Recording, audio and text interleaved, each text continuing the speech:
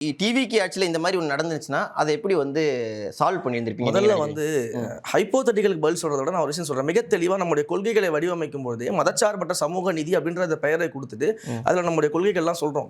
ஜனநாயகம், அனைவருக்கும் சமமான ஜனநாயகம்னு சொல்கிறோம், சமூக நீதினு சொல்கிறோம், சமத்துவம்னு சொல்கிறோம், மதச்சார்பின்மைன்னு நம்ம சொல்கிறோம், இயற்கை வள பாதுகாப்புன்னு நம்ம சொல்கிறோம், பெண்கள் முன்னுரிமைன்னு சொல்கிறோம். அதில் கடைசியாக வந்து போதையில்லா தமிழ்நாடுன்னு நம்ம ஒரு கொள்கையை வச்சுருக்கோம்.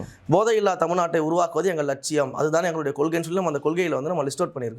அப்ப அந்த போதையில்லா தமிழ்நாட்டை உருவாக்குவதற்கான நோக்கம் முதல்ல இருக்கணும். அந்த நோக்கம் இருந்தாலே அனைத்தும் சரியா நடக்கும். இவங்க போல வந்து 2016 வந்து தேர்தல் அறிக்கையில் பார்த்தா தெரியும். எடுத்து பாருங்க, இப்போ 2016 தேர்தல் அறிக்கையில் எடுத்து போடுங்க வீடியோவில். முதல் கையெழுத்திலேயே வந்து பூரண மதுவிலக்கு அமல்படுத்தப்படும் அப்படின்னு இந்த பக்கம் திமுக சொல்லுது. அந்த பக்கம் அதிமுக என்ன சொல்றாங்க, அம்மையார் ஜெயலலிதா வந்து படிப்படியான மதுவிலக்கு அமல். அப்போ வந்து அப்பயுமே இவங்க நம்பல, மக்கள் இவங்களை திமுக பத்தி தெரியும் நம்பல.